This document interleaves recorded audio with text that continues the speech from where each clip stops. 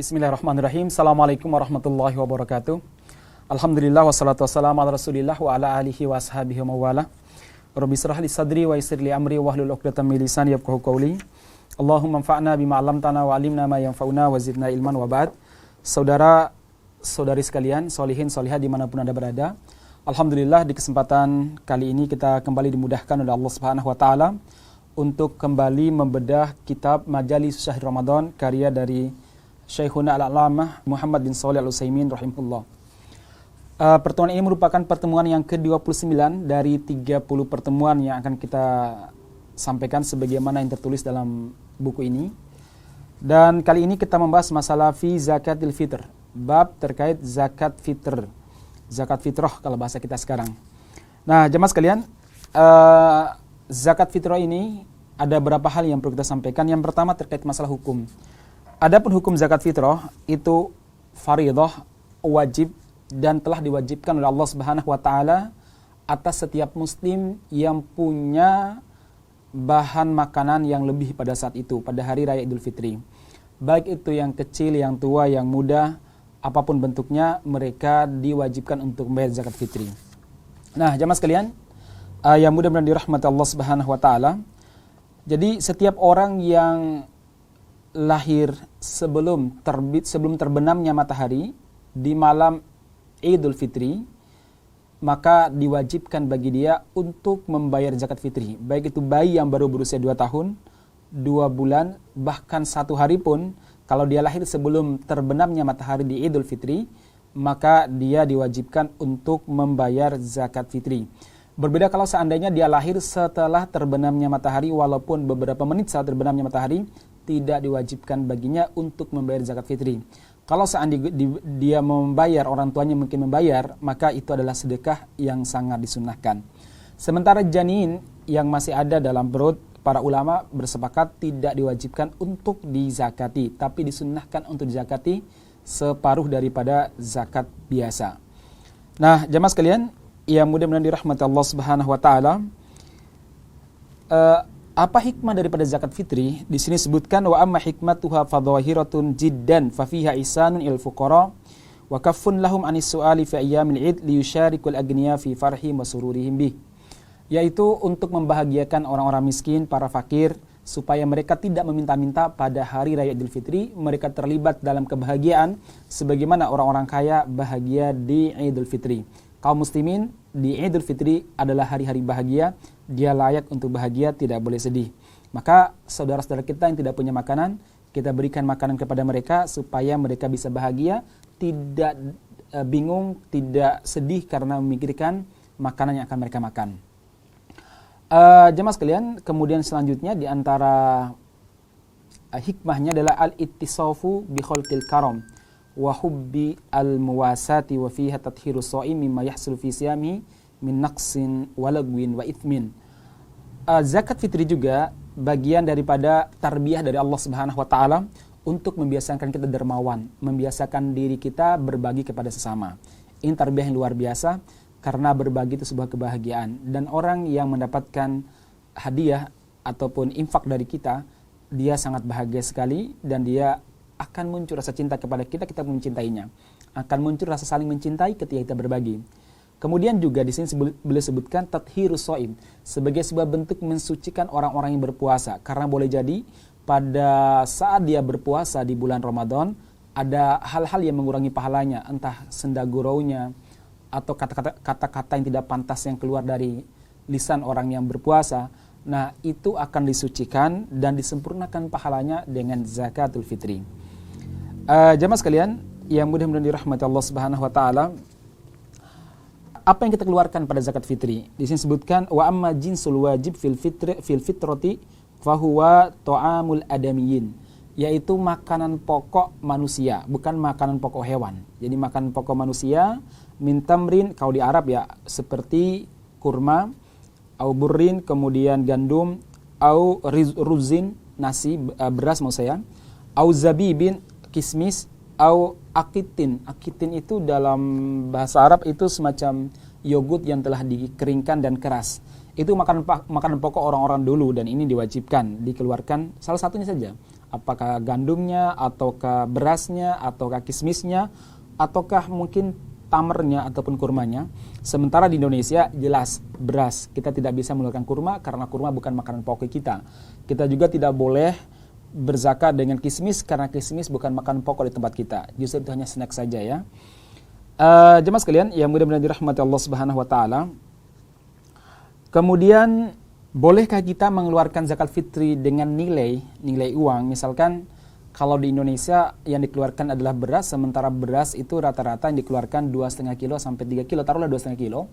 Berarti kalau nilainya 2,5 kilo itu per beras misalkan taruhlah 12.000, berarti kita mengeluarkan kurang lebih 30.000. Kita keluarkan uang 30.000. Kalau keluarga kita adalah 3 berarti 90.000. Bolehkah atau tidak?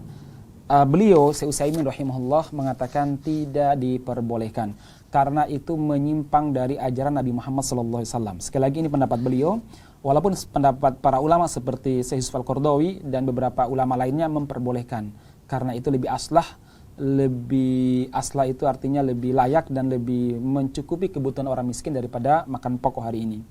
Tapi pendapat beliau Syekh Utsaimin mengatakan la tujzi'u ikhraju qimatit ta'ami li anna dzalika khilafu ma amara bihi Rasulullah sallallahu alaihi wasallam. Tidak diperbolehkan untuk mengeluarkan zakat fitri dengan nilai dari makanan tersebut karena itu bertentangan dengan syariat Nabi Muhammad sallallahu alaihi wasallam. Ini pendapat Syekh Utsaimin rahimahullah. Bagaimana kita mengantisipasi kalau kita ingin berzakat ke tempat yang jauh? Maka antisipasinya adalah apa? Kita ngirim uang dengan nilai zakat taruhlah 30.000 tadi ya untuk 2,5 kilo beras. Maka kita minta kepada panitia setempat untuk mewujudkan dalam bentuk uang saat penyerahan kepada fakir miskin. Ini sesuatu untuk mengantisipasi kesusahan, kebingungan saat kita mengeluarkan zakat fitri di saat kita harus mengeluarkan jarak jauh. Jadi dikirim nominalnya, nanti di sana diwujudkan dalam bentuk makanan pokok. Dan itu keluar dari perbedaan pendapat di kalangan para ulama. Adapun takaran zakat fitri, para ulama berbeda pendapat. Ada yang mengatakan satu sok, di sini sebutkan so'un biso'in. Berapa sok? Di sini ada perbedaan ya, berapa sok dalam kilo ya. Ada yang mengatakan kalau dikonversi ke kilo adalah 2,5 kilogram. Ada yang mengatakan 2,7, ada yang mengatakan 3. Ya silakan dipilih antara 2,5 sampai 3 kg. Dan bisa 2,7 juga, bisa 2,5 dan bisa 3 kg. Yang jelas tidak bisa 5 kilo dan tidak bisa juga 10 kilo dan tidak kurang dari 2,5. Baik jemaah sekalian, jadi setiap orang mengeluarkan 2,5, 2,7 atau 3 kg beras. Jadi kalau kita punya 4 keluarga, 2 suami istri, kemudian anak 2, ya berarti berapa? 10 kilo. Nah, jamaah sekalian yang mudah-mudahan dirahmati Allah Subhanahu wa taala, kapan kita wajib mengeluarkan zakat fitri? Ketika orang tersebut masih hidup sebelum terbenamnya matahari di malam Idul Fitri dan dia ini mendapatkan Ramadan. Jadi kalau seandainya orang tersebut lahir sebelum Idul Fitri, sebelum terbenamnya matahari di malam Idul Fitri, yaitu hari terakhir Ramadan, maka dia wajib dikeluarkan zakat. Kalau dia lahirnya setelah matahari terbenam di hari terakhir Ramadan, maka tidak diwajibkan dia untuk dikeluarkan zakat, tetapi disunnahkan saja. Nah, jemaah sekalian, bagaimana kalau seandainya ada orang yang membayar zakat fitri setelah sholat Idul Fitri? Jadi pada hakikatnya membayar zakat fitri itu sebelum Idul Fitri, sebelum sholat Idul Fitri. Sebagian para ulama memperbolehkan dari hari pertama Ramadan sampai sebelum naiknya khotib ke atas mimbar atau sebelum selesai sholat Idul Fitri. Nah, kalau seandainya setelah selesai sholat Idul Fitri orang tersebut sengaja atau tidak ada udzur syar'i baru dia membayar zakat, maka tidak berguna zakatnya bernilai sedekah. Artinya begini, kalau seandainya ada orang yang mengeluarkan zakat fitri setelah sholat Idul Fitri, maka itu adalah bukan zakat tetapi sedekah biasa.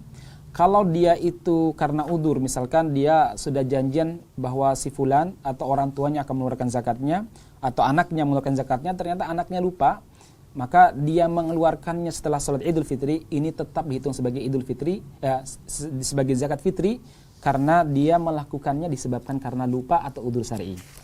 Nah, saudara sekalian, yang mudah-mudahan dirahmati Allah Subhanahu wa taala, zakat fitri harus sampai kepada mustahiknya sebelum sholat Idul Fitri. Kalau tidak sampai kepada mustahiknya, harus sampai kepada wakilnya. Harus sampai kepada wakilnya. Mungkin pondok pesantren yatim misalkan, ya udah kepada pengurus pondoknya harus sampai sebelum sholat Idul Fitri.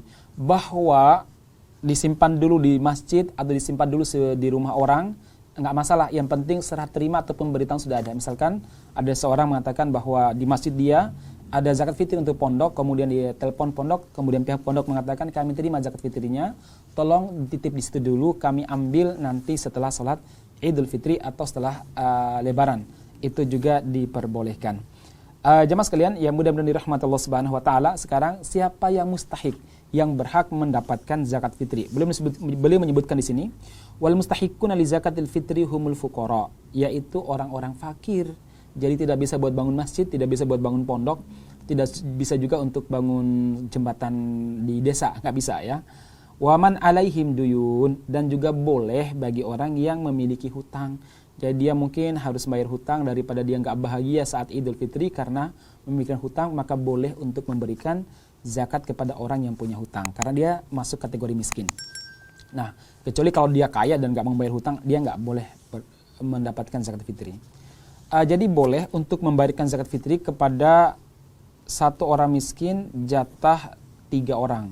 Misalkan orang miskin banget ataupun keluarganya miskin banget, kemudian jatah satu keluarga diberikan kepada satu keluarga, itu boleh. Atau jatah satu orang dibagi 2 untuk dua orang fakir miskin juga boleh. Jadi diperbolehkan satu keluarga muslim ataupun satu orang miskin diberikan jatah 5 orang ataupun 3 orang, diperbolehkan. Karena yang penting bagaimana dia tercukupi kebutuhan hidupnya. Jemaah sekalian yang mudah-mudahan dirahmati Allah Subhanahu wa taala, ini beberapa hal yang terkait masalah zakat fitri. Mudah-mudahan kita bisa mengeluarkannya dan bisa memahami penjelasan singkat yang dijelaskan oleh Syekh Utsaimin, dan saya ringkas lagi dalam penyampaian kali ini. Mudah-mudahan bermanfaat. Barakallahu fiikum ajma'in. Insyaallah kita lanjutkan pada pertemuan terakhir kita, yaitu pertemuan yang ke-30. Assalamualaikum warahmatullahi wabarakatuh.